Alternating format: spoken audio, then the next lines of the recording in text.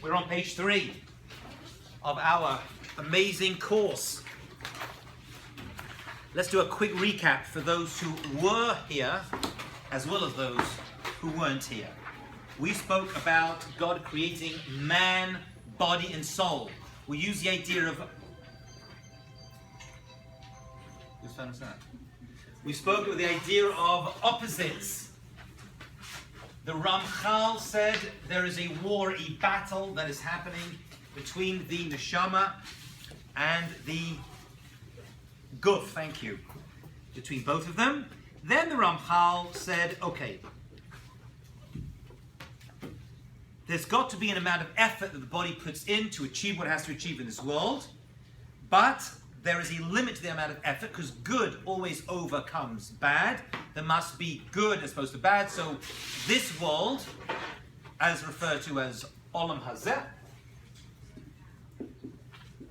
right, is different to the next world, which we refer to as Olam Haba. Okay? I want to just focus for a minute, if you don't mind, on this word. You may have, from the one class, those who are new with me, realized that I'm very into Hebrew. I'm into Hebrew not because I just love Hebrew. Hebrew is very, very informative. There are secrets inside the Hebrew words, Hebrew expressions that are going to reveal things to us about our topic. This word olam is not an exception to the rule. It is true in that sense as well. Okay?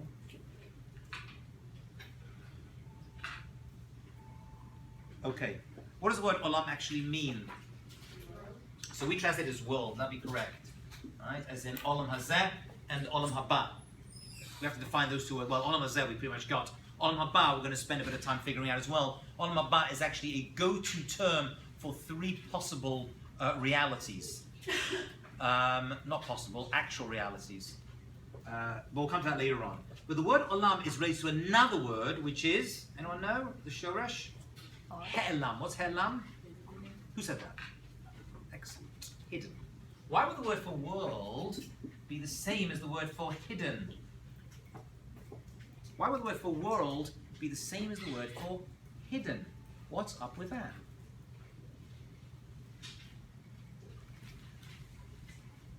Well, maybe I understand Olam Haba, because that's hidden from us. And we don't have it right now. Okay, it's hidden sometime in the future. Depends how you define Olam Haba. However, Olam Hazeh, that's not hidden. We can see it. Yes, we'll take an answer. Maybe that in this world we see stuff, but we're not really seeing what is really there. So what's hidden? Truth. Yeah. Spirituality. Very good, very good. Oh, a real Semgal.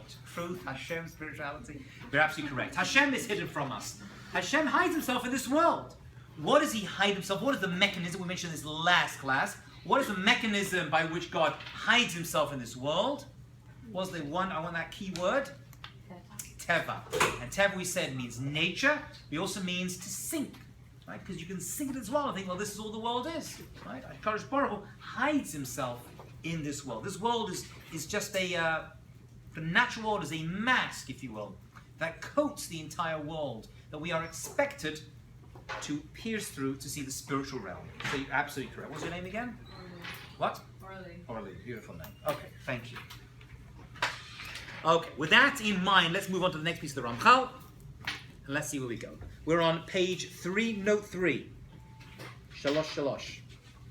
He says, V'olam, however, kafi hitchalef zmanav, since the period of earning and the reward are different, we said that, right? Because Olam Hazeh is about the earning, the working. Olam Haba is about the receiving reward. Kach, ra'oi shitchalef mitziva v'shar mekrav. It's appropriate that all the experiences and everything about them should be very different too. They're not the same. They're completely different. Just like body and soul are not the same, yet overlap, so to Olam Hazeh and Olam Haba are not just 2 different periods, right? It's not room A, room B. It's 2 completely different realities. 2 completely different realities. And I'm going to do it now. I wasn't going to, but it came to my head. I wanted to find Olam Haba for just a moment, if you don't mind.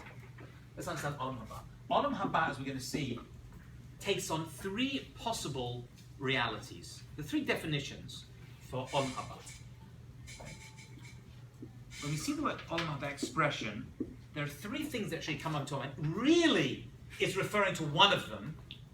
That's the honest truth. Really, it's referring to one of them, but it's a go-to term for all three. So when we say olam haba, when you hear that expression, because if you grew up in yeshiva day school, you've heard it the entire time. What is it possibly referring to? Pretty possibly, yes. Gan Eden. What's the difference between olam haba and Gan Eden?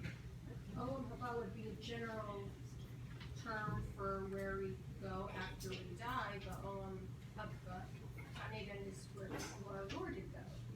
So. Actually, it's the other way around. Number one, Gan Eden, this is how the Ramban understands it. Gan Eden is actually a reference to where the soul goes to when a person dies. It's also referred to as Olam HaNeshamot. The place where the soul goes when a person dies, a person leaves this world, yeah? Their soul moves on to Olam HaNeshamot, also referred to as Gan Eden. Okay, now Gan Eden was also a location where Adam Rishon lived. That's a different Gan Eden, okay? That was in Olam Hazeh. That's the spiritual world. Okay, so that's number one. So Olam Haba refers to that. What else did it refer to? And by the way, that's actually not what we're referring to when we say Olam Haba. Yes? Time Mashiach, exactly. Yemot HaMashiach. That's also Olam Haba. Right? That's in the future. That has not happened yet. Okay? That will be occurring. That's Olam Haba. But that's really Yom Mashiach. That's after Mashiach comes. A big chunk of this course will be discussing and describing Yom Mashiach. We'll also discuss in Gan Eden a little bit. Okay? But we're discussing Yom Mashiach. So what's the third thing then? And that's actually, the third one is actually what Olam Haba is really. When you say Olam Haba, that what we're going to see is what we're referring to. Right, after the resurrection of the dead. Tchiyat HaMeitim. Now that's going to overlap with Mashiach. Different opinions. Some say immediately, some say much later. Right? The Ramchal we're going to see is going to say a while later. That's Tchiyat HaMeitim after the resurrection of the dead. That's the outer Olam Haba. That's after the great judgment, the Yom Hadin. So we say Olam Haba, we're referring to the kind of these things. It's the term for all these three, but really it's after Tchiyat HaMeitim. That's really, it's number three, is what it's actually really referring to. All right? Okay. With that definition in mind, we can move on. So I've got to fill in the background there. Very good. Marvelous. I feel good. Okay, so the two are very, very different, okay? Olam Hazeh, Olam Haba are two completely different realities. Oh, by the way, I missed something out. Of those three, which ones happens in this world and which ones don't happen in this world? In the physical realm, should I say? Mashiach, what? Which ones will happen? Which ones will occur? Which ones are going to be happening or happen in the physical realm? Or number 3. So number 2 and 3. Yeah, 2 and 3 are going to happen weirdly in Olam Hazeh. Right?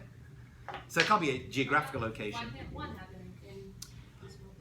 Well, because the neshama leaves, or the body dies, discloses, and the neshama leaves. So it's happening in this time period. I'm being a little bit clever. I do that sometimes. It's time periods. Olam Hazeh is a time period. The Gan Eden it happens during this time period. Right? There are souls that are in. Right, before souls came to this world, they were somewhere. Actually, they were actually housed in a place. Anyone know what it's called? The technical term for the housing station. I wouldn't have thought this up myself. Of souls, it's called the guf. The body is considered the I don't know what that means. That's what they call it. The housing station of all souls before they come to this world. So it happens at this time period, but it doesn't happen Olam Hazeh. Right? Unless you're a ghost. Not that I believe in ghosts, I'm just saying. Yes. You believe in ghosts. Yeah, I believe in that. So you're not saying that half of Olam Haba is taking place in the physical world? We're saying that number one, Gan Eden, it's just like a point I'm making. Gan Eden it's a spiritual realm. That's when the soul leaves the body. But these two are going to be happening. Gan Eden is like a made up thing. That's all you don't know what it is. You get me? I do get you. Yeah, we don't know. It's a spiritual location. Like, all that thing of it's like a little garden, whatever. Like that's all. No. We're not talking about that. We're not talking about that. We're not talking about a little garden. Christianity is cultural appropriation of Judaism. Let's just get that out of the way. Oh, what?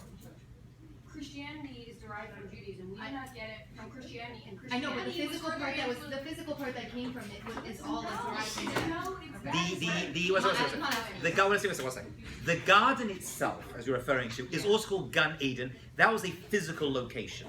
Okay? That's how we see. We see the physical location. What, how, to what degree, where it's located, what it really means, we're not too sure. Right. It's also a spiritual state.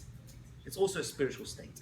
Truth be told, we're going to see from the Ramchal, this entire course, which means all of Jewish history, is going to start in Gan Eden, because that's when Adam and Chava came from, right? It's location, whatever it was. And it's going to end up going back there as well, into that state, not literally that particular location, wherever it was. We're going to go back to that state, that Gan Edenness. That's not what we're referring to. Gan Eden over here is not referring to that. It's another, I don't know why the same expression is used. It must overlap somehow. It must do. Not that I'm aware of it. It refers to the place where the Neshama, that's the Ramban used the expression. Ramban. And he says Gan Eden is a location where the Neshama goes to after it goes and gets through its own personal judgment, which may or may not involve Gehenna as a preparation. We're going to get to that. We're going to have a few pieces on Gehenna as well. Don't be scared. I'm with you, Al. Yeah. So Olam Haba is all three of these? So I'm just saying, what happens is people use the word Olam Haba as a general term, but really it's number 3. It's like the word Neshama. Right? We're going to see the word Neshama is a go-to term for the soul, but actually there's 5 different levels of the soul. The Neshama is used as a go-to term for all 5, but actually it's really one, the middle level. Wait, so really Olam Haba is number 3? Yes. Why are you saying that? What do you mean? Like, oh, that's because that's what it is. What do you mean that's what it is? Who says that? Oh, the Ramban's. Oh, we'll look inside the sources. We're going to see. But isn't there an argument? What? Based on- Argue. Give it to me. No, I mean, isn't there a machloket between the, sages, Yeah. as to what it actually is? There's a big discussion when it actually begins, what it's like, what's going on over there. Yeah. Oh, tons of opinions. But everyone pretty much agrees that Olam Haba is in the future after Mashiach comes. That much everyone pretty much agrees to. That's what everyone agrees to. Okay. Yeah. I mean, it's not wrong to say Olam Haba refers to all these 3, or any of them. Nothing wrong with that. I mean, you're right. Olam Haba, Mashiach will come, that's the future world. Mashiach is going to come, and we're going to see, he's going to herald a brand new world for all of existence. We're going to get to that. But real Olam Haba, that's going to be the beginning of it. They're all connected. The judgment a person gets Gan Eden decides whether they qualify for Olam Haba. It's all one thing. It's one big organic whole. I'm trying to be too clever, I guess. But refer to Olam Haba, though, So you're it's saying referring to all this after is just resurrection of the dead. Yeah. All this you're just assuming. It's not based on anything. It's all like you're assuming. No, it's not my assumption. I'm saying in general, like whatever the sages, like she said. Oh, no. Assuming These it's aren't not- assumptions. it's No. not Whoa. like- One second. Okay, this is good. This is not assumption. We're going to see the Rambam. We're going to learn, probably do it now, but we'll do it later on in the course, 13 principles of faith for the Rambam. The Maimonides list was called the Yud Gimel Ikrim. Okay, these are basically principles of faith that we have. Okay. Among them, he goes through them. We're going to learn them together, don't worry. In case you're nervous. Yeah, I really like He's going to get to number 12. Number 12 of the 13 is this, Yimot Mashiach. The first 1 through 12 involves Gan Eden, meaning what happens over there, the judgment of a person. What's it actually like? We don't know. It's a spiritual realm. But the judgment, right, we have to do what's expected of us in this world, what it's like in that world, in terms of our being punished for the mistakes and being rewarded for the good. Okay, that's on a personal level. Then we have the Yom Mashiach, which is the entire world is going to go through that. That's principle number 12. Principle number 13, the final principle, is Tchias HaMesim. These are principles, that means you have to believe these 13 things. You have to believe these 13. These are basic principles of Jewish faith. Okay. So I'm not making them up. I'm really not that smart. No, I know you're not making them up. I was just asking them. But you're making a good point, though. How do we know this? So it's based upon, interestingly, I'm going to spend 2 classes discussing this as well, because you're asking a very fair question, Al. It's not mentioned in the 5 books of Moses. The Torah itself does not refer to Olam Haba. We're going to look at, I think 5 or 7, I've forgotten now, 5 or 7 reasons why the Torah does not talk about Olam Haba. Because it's not part of, when I say the 5 books of Moses, there'll be hints to it and references to it, as we'll get to, and we'll see them inside, but it doesn't actually refer to it explicitly. Explicitly mentions a better expression. Okay? However, at the same time, strange enough, it's still part of our faith. So the Rambam pulled that out and said, although Mashiach is not meant to the 5 books of Moses, where all the mitzvah come from, and although Tchit HaMeitim is not mentioned, it's still a basic principle of our faith, based upon the prophets and on the Gemara and the oral law. Okay? So you were actually asking a very fair and good question. How do we know? It's not written in the Bible. I studied Bible. I never saw any of this. Why are you coming around telling me, Rabbi? Right? 2016. Hey, don't forget, we got Mashiach on the back. The prophets talk about it. Okay. Okay, so we have two completely different worlds. Olam Hazeh is not like Olam Haba. In this case, we're talking about after Tchiyat HaMeitim. Marvelous. We got through that. I feel good. Pirush. And he says like this. What does that mean in essence? He means the amount of work and effort that goes into them. This war that we spoke about last class, body and soul, is a temporary thing. All those frustrations we have, where you want to come to class and you sleep in, or when you want to do a mitzvah and you don't do it, and you want to be nice to someone you're nice to, that is a constant battle we're going through. There's Yetzer Tov, Yetzer Hara, we spoke about last time. That battle is constant, but it's only constant in Olam Hazeh. It will not exist in Olam Haba. Olam Haba meaning, once Mashiach comes, we're going to see. Here's the weird part. Ready for the weird part? The Yetzer Hara is going to dial down, according to some, totally disappear, which is impossible for me to understand. But I'm just telling you what the rabbis say. The Ramban says it's going to be gone. Actually, the Gemara says it's going to be slaughtered. Right? Whatever that means. It's going to go, and there will be no Yetzer Hara anymore. I can't even fathom that. One second, let me vent. I can't fathom it. It's like trying to think of a new color. You know what I'm saying? It's because our life is so in a world where we're constantly struggling. The idea, I just like, we're like floating around like ghosts, but no, we're going to be walking around. It's hard for us to understand, but when Mashiach comes, already the Yetzer Hara is going to diminish. Okay, and that's going to obviously go right into after Tchiyat HaMeitim. So it's two different worlds. Olam Hazeh, Yetzer Hara. Olam Haba, less or almost none. We'll see different opinions about that. You had your hand up. What's the point of living if you don't have any I know. What's the point of life? That's exactly my question. If you don't have a struggle of free, what's the point of living? I don't know, actually. I really don't. Anyone says they do know, they don't understand either. We're not too sure. But we are told repeatedly in the prophets and all the Jewish writings that that is the best state. And that's what we want. And it's going to just be, I'll tell you how the Gemara will sit. I brought the Gemara down, we'll look at it inside. Rav says you just sit with crowns on our heads enjoying God's Shekhinah. Whatever that means. It's a metaphor, obviously. But that's how he describes it. It's some form of spiritual bliss. I know, because we're in a world where we have free will, we struggle, and we realize that through that challenge we grow. That's only Olam Hazeh. That is not Olam Haba. I'm sorry I disappointed I didn't give you such a good answer, but that's all I got. It's above my pay scale. I don't know what to tell you. Okay. He says this battle we spoke about, between the mind, look at the words he uses, beautiful, between the mind and the physicality.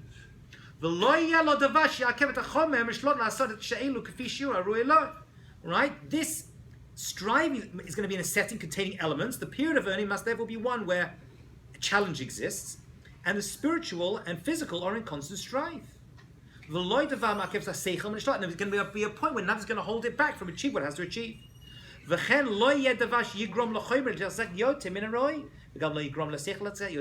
Everything is perfectly set up, so one will not affect the other. However, that's the physical. So the physical world is constant struggle, and the physical trying to bring down the spiritual, trying to bring down the physical. That's what we're living in. As you put it very nicely, what was your name, my dear? Julia. That's the world of Bechira, free will. We have in this world Bechira, free will. That's what Olam Hazeh is made up of. Constant ethical and moral decisions that we are left in our hands. We have free will. However, the second paragraph, look inside. He says, but the next phase, the Olam Haba phase, is totally different. That is the place of receiving reward. Olam Hazeh is the struggle, Olam Haba is not. The more the physical will prevail, the more it would darken the soul. It's going to affect the soul negatively. It will prevent it from attaching to Kodesh Baruch Hu.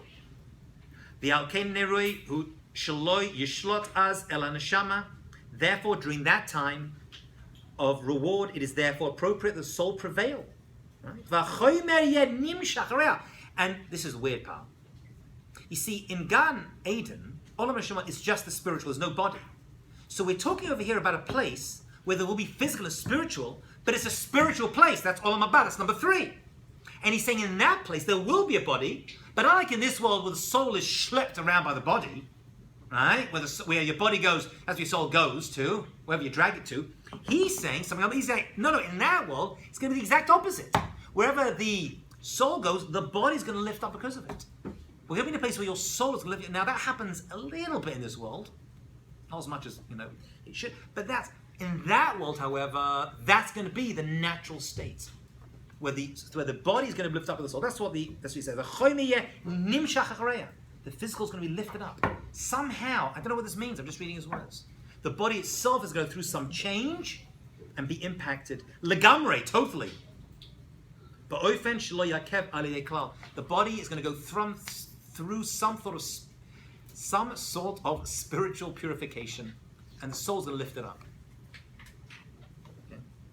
If it wasn't the Ramchal saying this, I wouldn't believe it. All right? That's what he's saying. And he says that Amnam, therefore, just let me finish this off. Al Kain Nivru Shnei Olamot. That's why God created 2 Olamot, 2 worlds. Olam Hazeh, Olam Haba. Turn to the page. The Olam Hazeh, Hamakom, HaChukim VaTviyim, the environment and the principles of the world to come. Sorry, of this world, right? Are exact. Shlohem Mashrui Ladam, Kozman Shishtad Latot. This world is set, the whole world, the whole physical world we're in now is set up as one big test and amount of effort we have to put in. It wasn't, by the way, this is plan B. We're living in plan B, you realize that. This is not plan A. Plan A was not this. Plan A was meant to be, everything was going to be fantastic, there weren't any struggles, everyone's going to float around in their pajamas, eating falafel and shawarma, with a little bit of tchina, a little bit of harif, not too much. Right? That's what it was meant to be. However, we're going to see in a moment, there was a mess up, which we are still, quote unquote, paying the price for, and that changed. Okay? Olam Haba, however, next world, Hamakom HaChukim Shelo Hem Mashri Lo Bizman Kibul Schar, is set up perfectly in order to receive the reward. That's how we understand it. When did this happen and how did it happen? Let's turn to page 4 and let's finish off the Ramchal today. I'm excited. Okay. There's something else he says you need to know.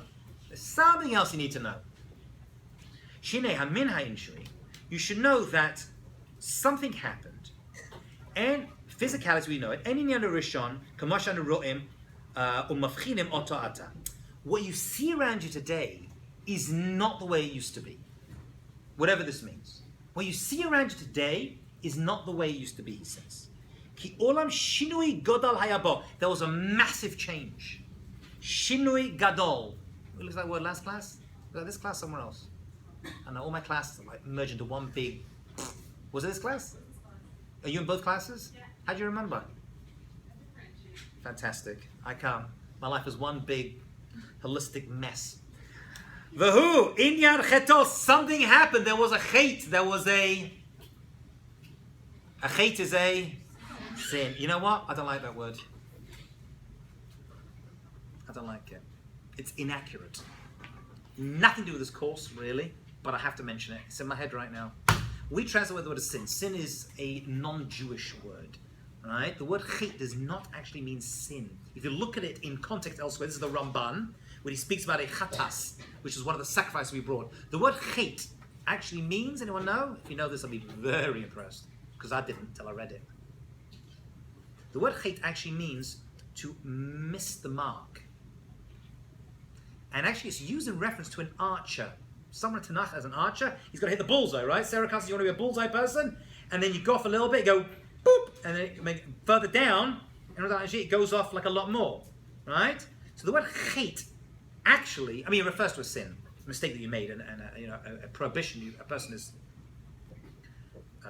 transgressed. But the word itself literally does not mean a sin. Sin doesn't mean anything. It's a Christian word. The word chet is missing the mark. Is that interesting? You want to be a bullseye person. How do you get back on the bullseye? You gotta move it back a little bit in order to get on target. That's actually a literal translation of the word hate. I thought I'd mention that. Yes. So like error. You see, error would seem to be like you're off target. You know, like I don't know, off target. Back on thing. It's not. I don't call it an error, right? A mistake probably gets class.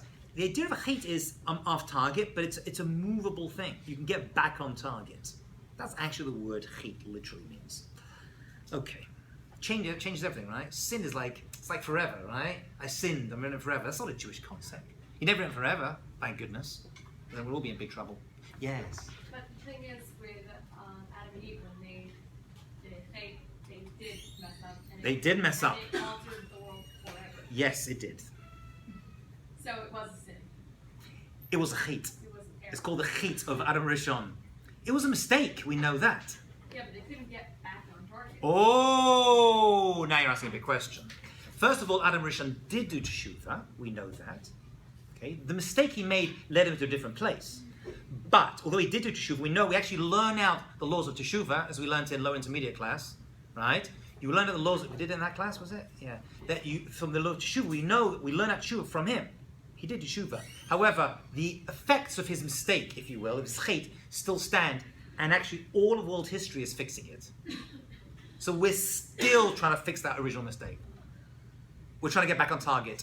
All of history, if you will, I like this, just came to my head, is literally bringing back the pendulum, the bow and arrow to the original location. That's really what's happening. Yeah, I know. Blink of an eye, although we haven't been here that long, we can't complain. Not 20 years, not so bad. Assuming it's your first time here, I'm just not making an assumption. And then it's everyone who has to do it. Yes, So it's just because like- Adam Rishon, rabbis just represent a person, individual. Some say it's not just an individual; it's an entire reality. So there's a personal relationship we have. That's the Gan Eden thing. But then Yom Mashiach Zometim is a national thing, right? Actually, an international thing at this point. Right? A lot of questions today. Yes, Miss Shoprin. God made it, the Yetzer had told us more stronger than Yetzer Hara, so then how did Chava, like, Great question. How do they make the mistake? Great question. That is one of the classic questions. The Hasidic rabbis are very into this one.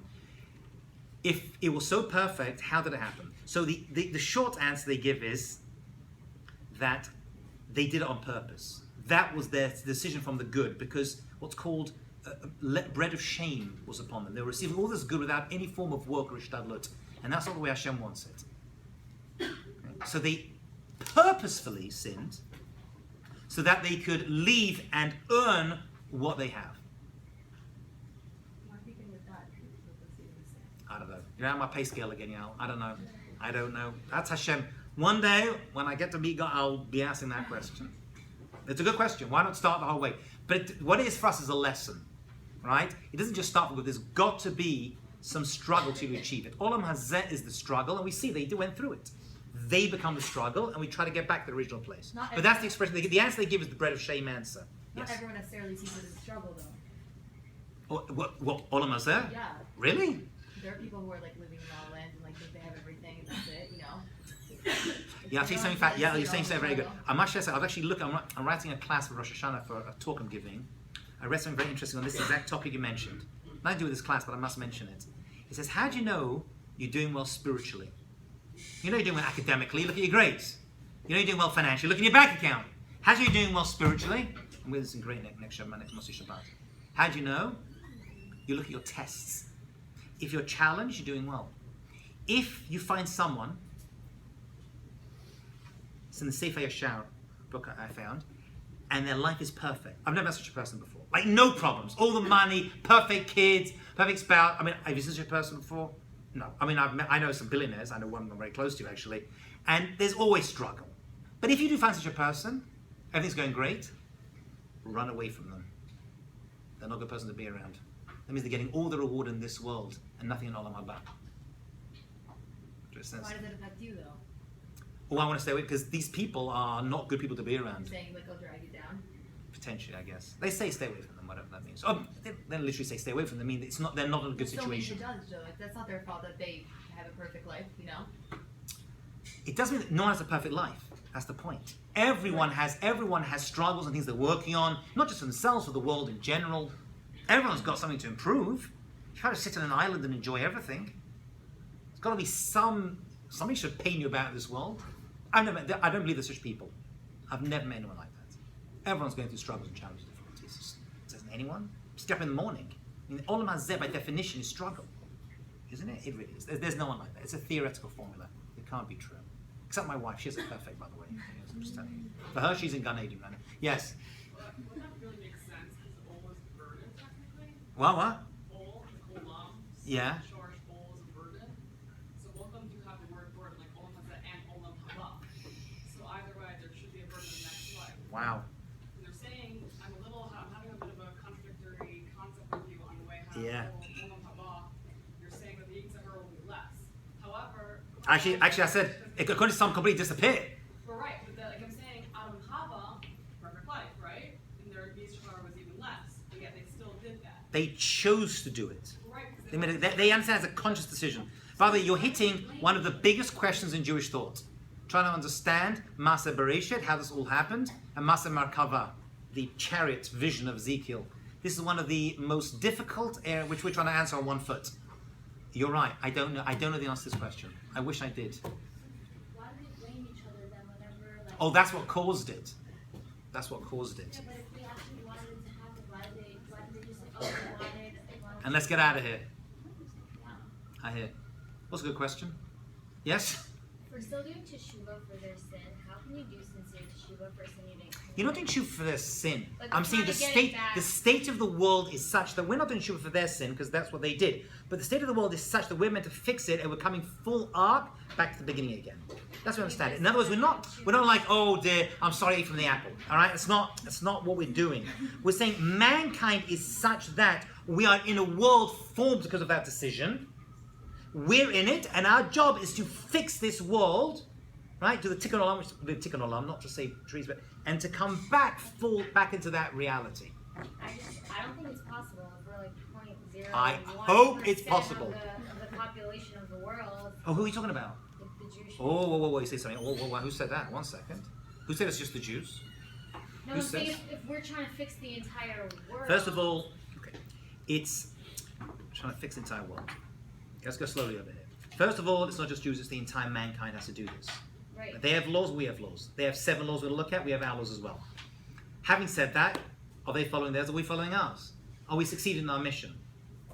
You can argue both ways. We'll see actually, when it comes to Mashiach, this is going to be fascinating by the way. My best part of the course are the 2 possible eventualities of Mashiach coming. One is good and one is not so good.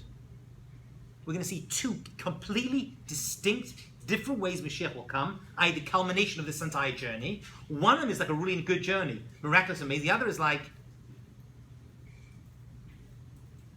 a vision of a man on a donkey. That's the exact expression used in the prophets. Okay? Not such a good one.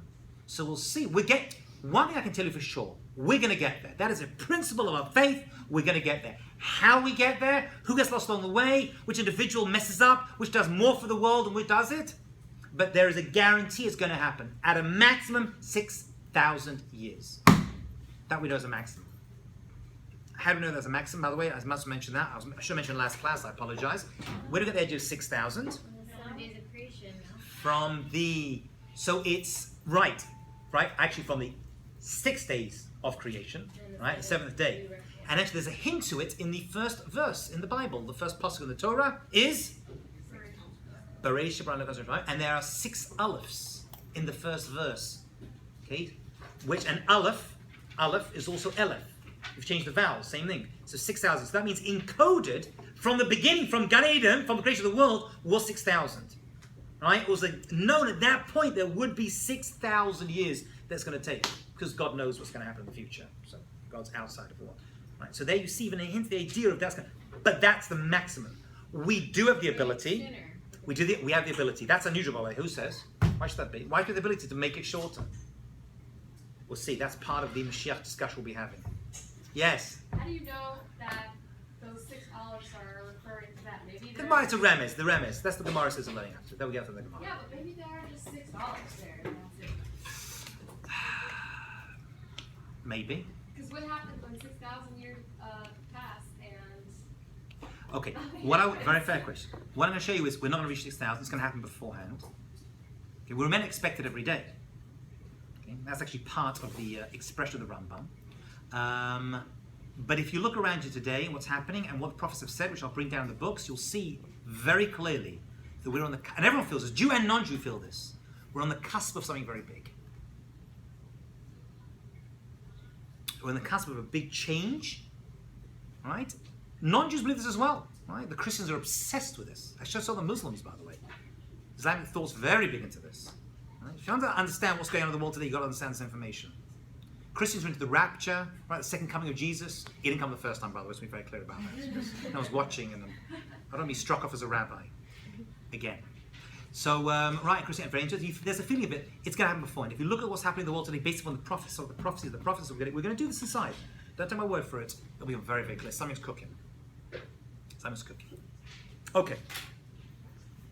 Let's get back to the Ramchal. This is good. No, I've never had this many questions before. You deserve a spa day after this. I do.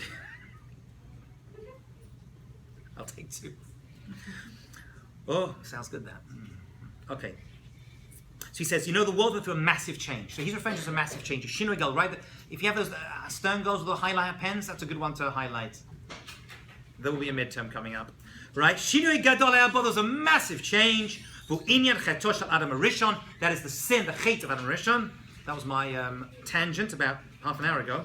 Shenishtane Bo HaAdam, it changed Ha'adam, mankind, V'ha'olam, and the world. The world we see around us today is not the same in terms of the world itself and in terms of humanity. There was some change. Mima shayu b'tchila, as it was originally. V'olam pratei shinu hazah, v'told hasem rabim. Right? He says this change was massive and different, and everything we see around us. V'od nedaber bam lefanim. We're going to talk about it more. V'nimsa shaduba min ha'inshui v'ha'avachana b'nesuav kefulim.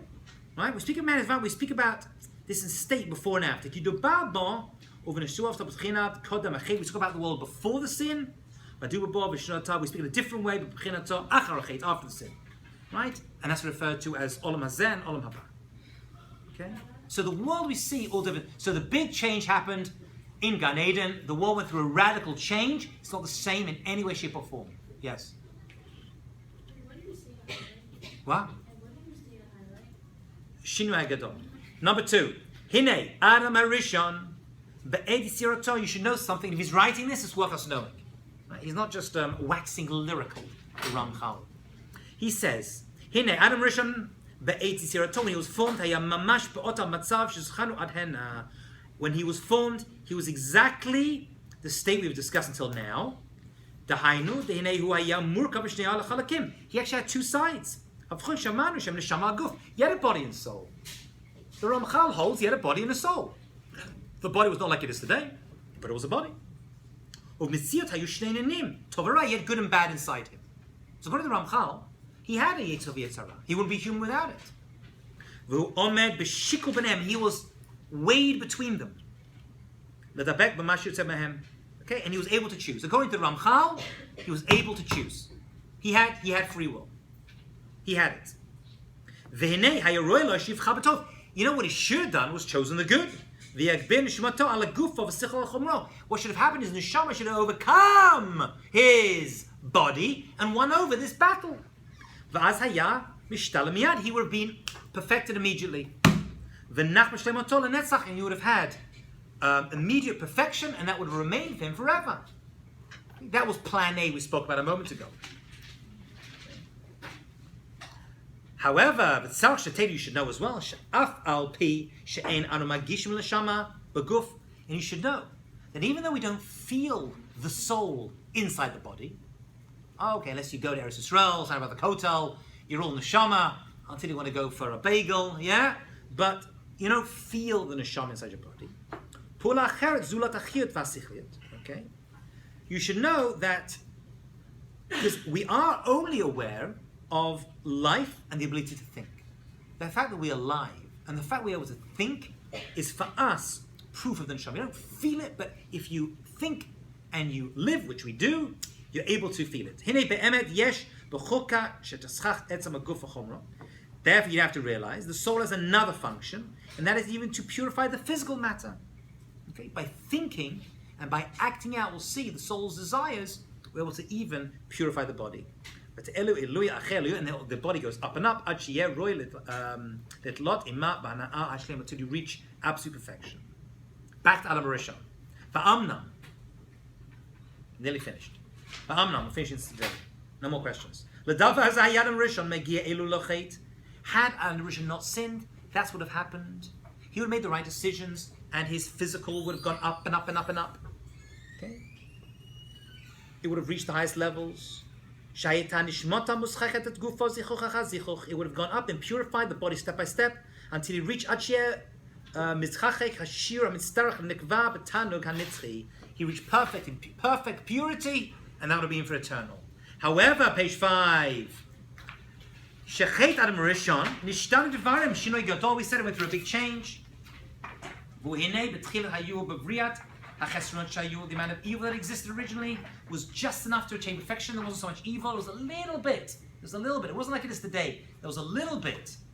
Okay? And when he sinned, he caused the evil to increase. Right? Somehow the Nachash represents the Yetzer Hara. Okay? This snake represents the Yetzer Hara. It is a metaphor for it. And it increased and had more power. So it was small. Notice, by even the metaphor, the Nachash was outside of Adam Rishon. It was an external, it was there, but it was external. See, after the Chet, it became internalized. He could see it. It was tangible. He could see it. It was a tangible reality. Some say it was actually the same snake that Moshe Rabbeinu grabbed hold of in front of Pharaoh. Right? The same he was told to grab hold of. Right? The same snake. That it was. He could see it. He could relate to it as an external thing. After the Chet, what happened is it became internal. And that's the mess we're all in now when it comes to life, love, relationships, and everything else. Okay?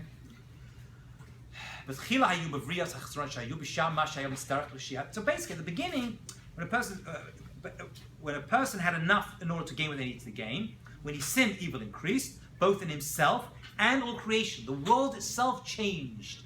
Yetzer Hara changed. In other words, beforehand, vegetation came out plentiful. Everything was great. Afterwards, you plant 5 seeds, you only got 1.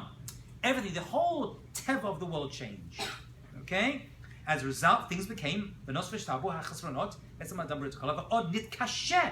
became much more difficult.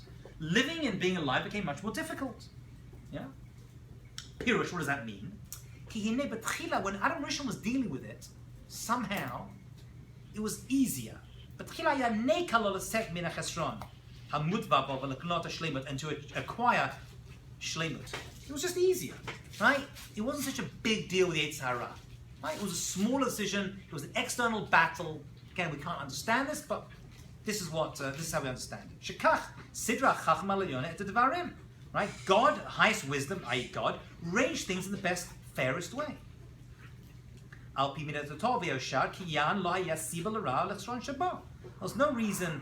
The only reason why evil existed was that it made part of his nature when it was created. HaKadosh made it part of evil, right, so that he'll be able to avoid it. But it was very small and limited. It was there but limited. That was this teva, b'tzirotas HaKadosh, the nature of mankind. However, and if he wanted to, he could avoid it and do good. However, Amnam b'cheto, when he sinned, kevan she'alidon istara shleimut, HaKadosh Baruch himself concealed. There's the word olam. He concealed. There was a concealment. Before, it was the spiritual world was tangible. It was revealed. You could see it, right? Afterwards, 2 things happened. 1, the spiritual world was contracted and reduced, and evil became a bigger part of Olam Hazeh. Became a much bigger part of Olam Hazeh. Yeah. The desire to do evil, to do wrong. So through this concealment of perfection and increase of evil, he caused evil to exist inside him. And it became more difficult to repent. Still possible. Adam Rishon repented. After this, he did teshuvah.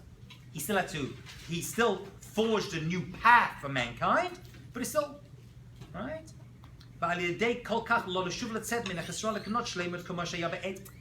to get back was much harder. Once the door was opened, it all came out. And once that happened, whatever this means, to Yeshuva is still possible, but very, very, very difficult. Okay? He couldn't really attain perfection like he could before. We're on page 5, there's a following bottom paragraph in the first box. But kol shekain behechrach, shishtadlot mistach ata lagia. By the way, what was his thing? What was the curse of Adam Rishon? How's it referred to in the Torah? Everything over here is hinted at, obviously, mentioned in the Torah.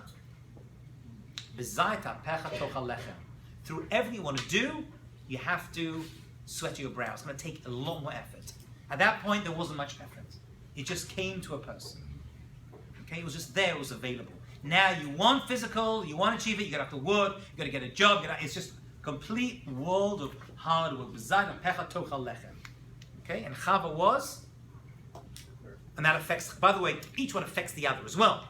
Okay, right? Chava is also, in fact, she's with Rishon, is still part of the Zayat of Echatocha Lechem, and it's on childbirth and bringing up children, having children, bringing them up, right? Not just the birth, but the whole process of creating a new generation was going to become difficult for Chava and for Adam, right? They're not in their separate realms; they're a partnership. Okay. So what's the idea? The effort to achieve perfection was therefore doubled, right? Who kaful? Adam Rishon. It was pretty simple. Choose good. Now, whoa, it became really tough. Histarach tchila shishuvu Adam has to repent. V'olam al matzav harishona. You got to get back to that original location, right? And only then can we go back up. That is, ladies, a work in progress. That is still happening. Yeah. So you said like that all the imam were unparalleled, like they didn't go through, like they were above, like they were I didn't say that. It's true. I didn't say that. I mentioned that. You said that, yeah. I said all the imot were akarot. Not all of them, but you said that some of them. They were, yeah. So that didn't make us struggle with breathing. They all struggled. They struggled. They had schut that they were akarot. The Torah tells us because their greatness they were struggling having children. What's it got to do with this? But you're saying that, you said that they were above, they were excluded from that sin, but they still. Who said that? struggled. You did. I said who's excluded from the sin? Everyone's part of it. Everyone. No, who said that? I never said that. Everyone's part of this. We're all in it together, sister. Adam, Yitzchak, Yaakov, Rachel, Sarah, Leah, Rachel. Yes. Miriam? Yes. Before you, a couple minutes ago, you said that Adam was created with the Yetzer Hara. A little bit. There was some Yetzirah because he's human. There had to be a little bit of Yetzirah inside. Oh, you were saying that. It's very, very, very little. And then when the whole thing was just Then it increased. Whatever that means. It wasn't so palpable. It was external to him. That's the mitzvah, the nachash outside of him. And afterwards, it became an internal reality. Okay. Yeah. Quick question. I know that we always learn that Hashem is like a parent to us, and I just think it's strange that I know parents let their kids make mistakes so they learn and everything, but why would Hashem let us be really terrible? Education is very important, but I feel like Hashem should prevent us when it do something so terrible, something that will cause the whole world to change. Why wouldn't Hashem just tell a snake to go somewhere else? He's like, hey, push off. Yeah. Find your own Gan Eden. Why would he just protect us from going through such terrible things? I don't know the answer to that question. Why bad things happen to good people is your question in essence, and there are answers to it. It's not for now, but it's a fair question. But any answer you give to that question is not as good as the question. You're absolutely right. Why? I don't know. Of course, in the end, you have to say, you can say A, there's B, B, C. All right? C, D, and eventually you get to double A. You can keep going around. We don't know. What we're saying are facts. This is what happened. What was HaKadosh Baruch Hu's mind when doing it? I don't know. You're right. It'd be great to be on vacation. We all can sit in Jerusalem or go to Elat and have a good time. I get that bad things should happen, but us making The answer is, though, it's involved with, as you mentioned, Bechira, with free will. We are given free will to achieve. And as I mentioned before, the idea of Adam Rishon, there's something in this world as such that in order to achieve, there has to be an amount of effort that goes into it.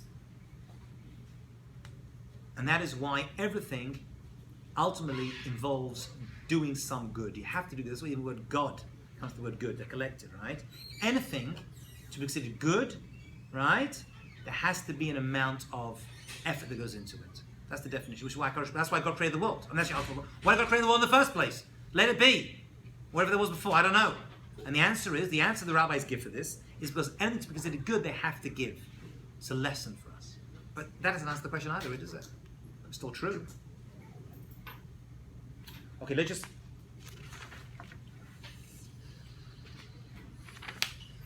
Okay, we'll leave the last part to next class. Any other questions? Yes.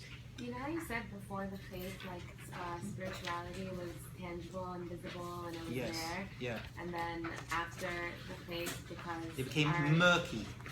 So After is the sin, it became Could murky. it be that right now the spiritual world is like 100% visible and here, but like our Yetzirah is making us not see it? Okay, you can say that. You can say that. In general, you're right. Some people will perceive it much more than others, but this is not Olam Haba. It better not be, or we're all in big trouble. Is that right now? Okay, great class. Shabbat Shalom, you're welcome. We'll pick this up, God willing, on Tuesday.